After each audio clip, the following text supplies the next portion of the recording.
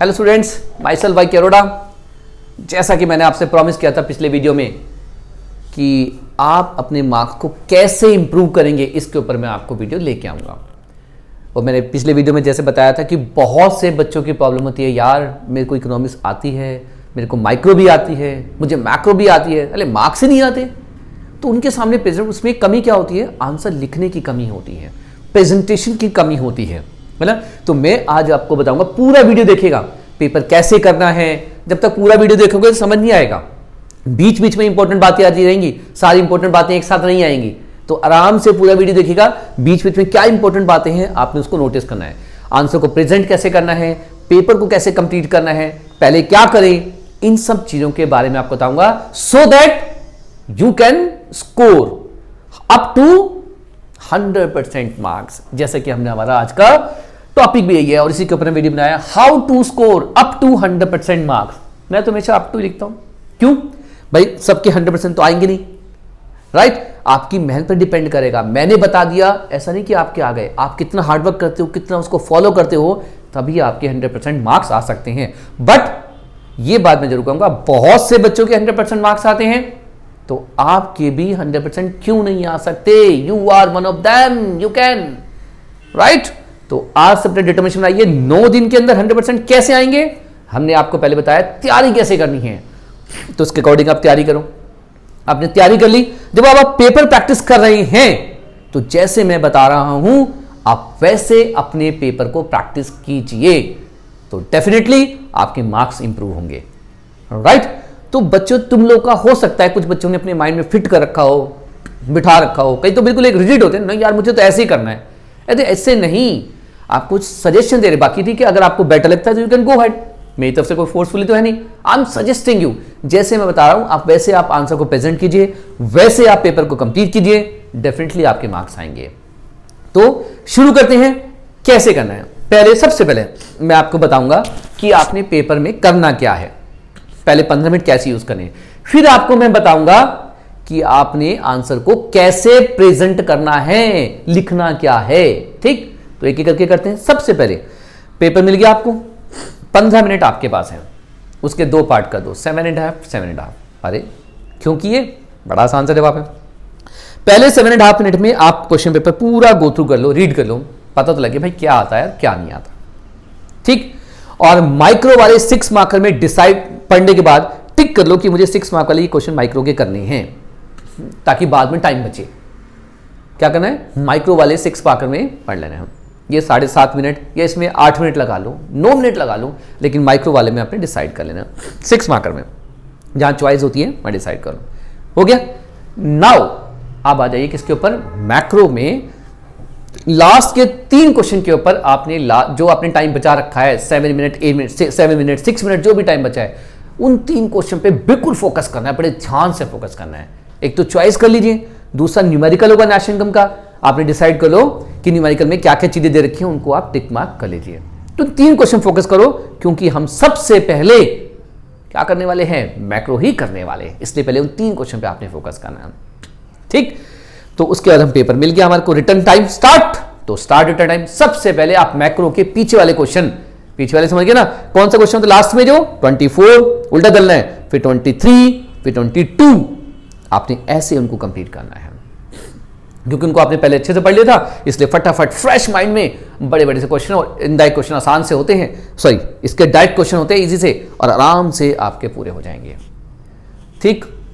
अब जब हम लिखेंगे, ये तो हो गया, आपने पेपर स्टार्ट कर लिया किसमें? 6 मार्कर में। अब इसको प्रेजेंट कैसे करना है, ठीक है? इसके बाद ऐसे ही आप 4 मार्कर भी कर लेंगे, 3 मार्कर, 1 मार्कर। अब आता प्रेजेंट कैसे करना है आंसर। जब हम आंसर लिख रहे हैं, न्यूमेरिकल की बात करते हैं, न्यूमेरिकल में बच्चे अक्सर सीधा आंसर शुरू कर देते हैं, 9 मार्क्स करते हैं। You have to write the formula, पहले फॉर्मूला लिखो यार, फॉर्मूला लिखने के बाद आप उसके आंसर को स्टार्ट कीजिए, जो भी कंपोनेंट दे रखे हैं उसके आंसर को आप स्टार्ट कीजिए, चाहे वो नेशनल इनकम का न्यूमेरिकल है, डिटरमिनेशन का है, जो भी न्यूमेरिकल है आपने उसको करना है। तो न्यूमेरिकल में फॉर्मूला जो लिखना है, फॉर्मूले के भी मार्क्स होते हैं, कर लिया आपने। अब जब थ्योरी वाले क्वेश्चन है, उसमें देखो यार कर रिक्वायरमेंट है या नहीं है, पता है कर जो बनाने जबरदस्ती कर बना रहे, ऐसे कैसे? यू हैव टू रीड, ठीक है? क्योंकि मैक्रो में अक्सर क्वेश्चन कर्व कम होते हैं मैक्रो के अंदर, है ना। और काफी क्वेश्चन में कर रिक्वायरमेंट नहीं भी होते as compare to micro. Micro में तो ऑलमोस्ट कर रिक्वायर्ड होते हैं और कम क्वेश्चन होते हैं जिसमें कर रिक्वायरमेंट नहीं होते, बट मैक्रो में उल्टा है। जैसे फॉर एग्जांपल मैक्रो के अंदर क्वेश्चन आया फंक्शन ऑफ आरबीआई, भाई इसमें कौन सा कर बनेगा, कोई कर नहीं बनेगा, ठीक। ऑब्जेक्टिव ऑफ गवर्नमेंट बजट, कोई कर रिक्वायरमेंट नहीं है। बट आपका क्वेश्चन आता है determination of foreign exchange, determination of foreign exchange, determination of equilibrium level of income and employment, तो क्या बनेगा, इसमें कर्व बनेगा ना, आपको कर्व बनाना है ना, समझ आ गया। तो इस तरह से आपने कर्व बनाना है, राइट, समझ आ गया। ये हो गई मैक्रो की बात। अब किस पे मैक्रो कंप्लीट कर लेंगे आप, कितने टाइम में कंप्लीट करेंगे मैक्रो? मैं मैक्रो के लिए बोलता हूं आपको 70 मिनट्स में कंप्लीट करनी है, 70 मिनट, 90 मिनट्स होते हैं वैसे, लेकिन 70 मिनट्स में, क्योंकि मैक्रो होते हैं 70 मिनट्स में आपने मैक्रो को कंप्लीट कर लेना है। कंप्लीट होगी मैक्रो। अब आ जाइए किसके ऊपर, माइक्रो के ऊपर आते हैं। जब से ज्यादा प्रॉब्लम, क्योंकि मैक्रो तो हो गई, माइक्रो में थोड़ी ज्यादा प्रॉब्लम, माइक्रो में मार्क्स कटते हैं, पता क्यों? माइक्रो में कुछ क्वेश्चन इनडायरेक्ट भी होते हैं और लैंग्वेज बहुत मैटर करती है। मैक्रो में सीधी सीधी होती है, माइक्रो में भी आपने जो लिखनी है लैंग्वेज, इकोनॉमिक्स वाली लैंग्वेज लिखनी है, अपनी लिटरेचर लैंग्वेज नहीं लिखनी है, इकोनॉमिक्स वाली लैंग्वेज। आप कई बच्चों को मीनिंग तो पता होता है, फटाफट अपनी लैंग्वेज में मार देते हैं, अरे नहीं, इकोनॉमिक्स वाली लैंग्वेज लिखनी है। इकोनॉमिक्स वाली लैंग्वेज जो आपको बुक्स में दे रखी है, जो एनसीईआरटी में है, जो डिफरेंट बुक्स में है, आपके टीचर ने नोट्स में दी होगी। ये थोड़ी कि अपनी इंग्लिश स्टाइल वाली इंग्लिश मार दो, लिटरेचर वाली इंग्लिश नहीं मारनी है आपने, ठीक है, लिटरेचर इंग्लिश नहीं मानी। और माइक्रो के अंदर कर्व ऑलमोस्ट सभी क्वेश्चन रिक्वायरमेंट होता है, 6 मार्कर के अंदर तो कर्व बनाना ही बनाना है, 4 मार्कर 3 मार्कर जहां क्वेश्चन में कर्व रिक्वायर्ड है वहां कर्व जरूर बनाना है, ठीक है। और कर्व को फुल्ली लेबल करना है, फुल्ली लेबल करना है कर्व को। फुल्ली लेबल का क्या मतलब है, हम आपको एक एग्जाम्पल के साथ दिखाते हैं, दिखाइए इनको।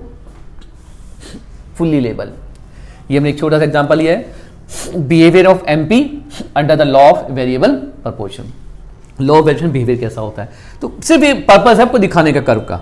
ये देखिए units of factor, units of variable factor, margin. अब बच्चे कई बार ओ एक्स ओ वाई पे क्या है ये लिखना भूल जाते हैं, भाई वो लिखना है। और जब कर्व में बना दिए, जो कर्व में आप बताना चाहते हो, you have to write, curve itself simply speaks, खुद बोलना चाहिए कि ये चीजें हैं।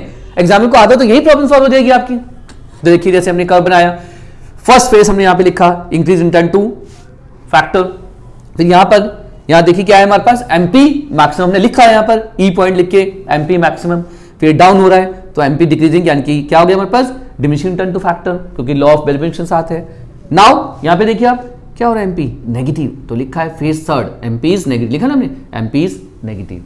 तो एवरी आइटम शुड बी क्या होना चाहिए, हमें यहाँ पे डिस्प्ले करनी है, कर्व के ऊपर दिखना चाहिए हमारे को। कर्व शुड बी, बच्चे बना के छोड़ दिया।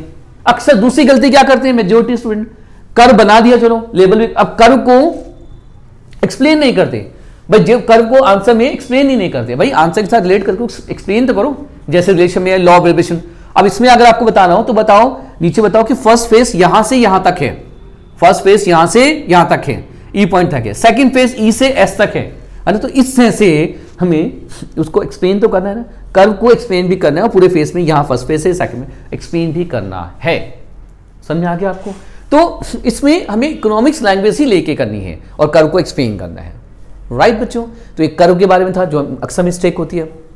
दूसरा अब आता है 6 मार्कर में, जहां तक हो सके अगर आपसे शेड्यूल पूछता है, क्या पूछता है आपसे, शेड्यूल, तो बनाना ही बनाना है।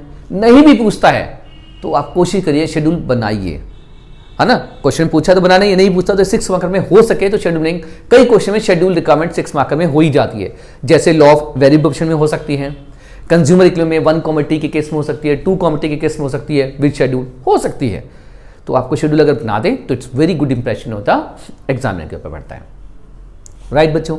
तो ये कर्व की बात करी हमने, चाहे वो 6 मार्कर हो 4 मार्कर हो, इसी तरह से अपने कर्व और आंसर को प्रेजेंट करना है। प्रेजेंट मतलब ढंग से लिखना है, और जो मेन इंग्लिश इकोनॉमिक्स लैंग्वेज लिखना है, और जो इंपॉर्टेंट पॉइंट है उसको अंडरलाइन लिखना है।